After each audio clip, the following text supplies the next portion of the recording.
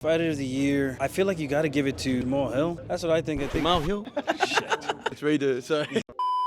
I'm here with Aljamain Sterling ahead of UFC 310. Now, looking at the featherweight division, who do you think deserves the next title shot? Volkanovski or Diego Lopez? I would have to give it to the man, the legend, Volkanovski. I think it just makes the most sense in terms of what he's done for the division. Diego Lopez is still relatively new to the division, but he's done a lot of great work. I just think you kind of have to honor what you presented to the guy, automatic rematch. So give him a chance to heal up, which I think he's probably done by now. Throw him back in there. Now, where would a win this weekend put you in the title picture? I think it either puts me in the title eliminator or it puts me next in line. It just really depends on the circumstances, what happens with Volkanovski. Does come back sooner rather than later to challenge Topuria again, or whoever is the champion at the time. So I don't know if there's anything scheduled for either one of those guys. I saw some rumors. So that's what I think. Right now I got a tough task in front of me in Movsar, and I got to take him out. What do you most respect about Movsar's game? What I most respect? I don't know. I think he's well-rounded. He's not going to quit. He keeps going.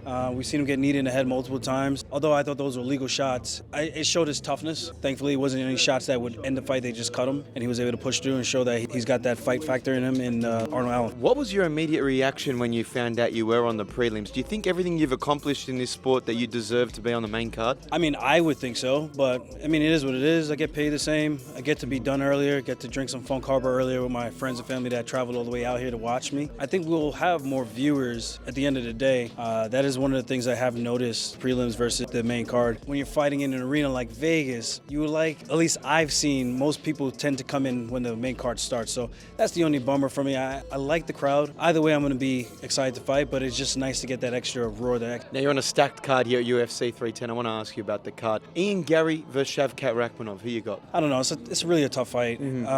Two undefeated fighters, both very talented in their own regards. But I just lean towards Ian I think his range management is just a little bit better. And I don't think he gets hit as much as Shavkat does, at least in some of the fights. So that for me is enough for me to edge it towards him. I don't know if it's going to be a blowout. I don't know if it's going to be a finish, but I think it'll be a good fight. And I just lean towards Gary. So probably Gary by decision if he keeps his range and just... Yeah, I think so. Yeah. Now, talking about Kayo Sports in the main event, do you think Kayo Sports deserves a title shot in his first UFC fight? Well, given the circumstances, Pantoja's beating just about everybody in the flyweight division, so what's better than a champion coming from another organization and getting thrown right into the pinnacle of the sport? Can he do it? Can he be the one to be Japan's first champion? I don't know. It's going to be a tough fight. He's got a tough test in front of him. When the UFC gives you an opportunity, you got to take it. You got to take it. Now, what do you think the main differences are between Rizin and the UFC? Kicks and knees to the head on the ground. For one thing, yeah. It's a little wild over there. It's a little wild. If I had a fight over there, it'd be a little tough. I have to make some major adjustments. Is there a step up in competition? What makes UFC the big league?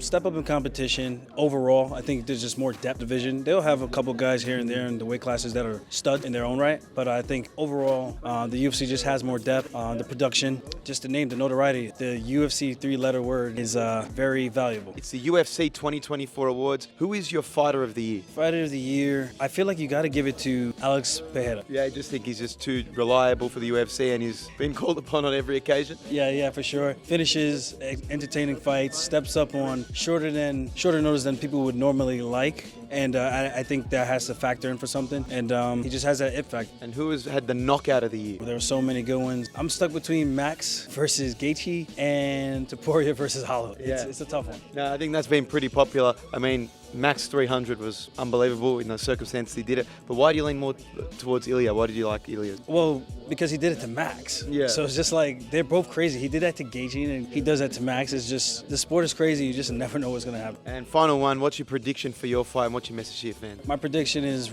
round 2 submission. And message to the fans, just tune in, lock in. I know we're fighting a little bit earlier, so get your Funk Harbor ready. We'll be celebrating at the end of the night. Let's go. Aljo, best of luck. Thank you for your time.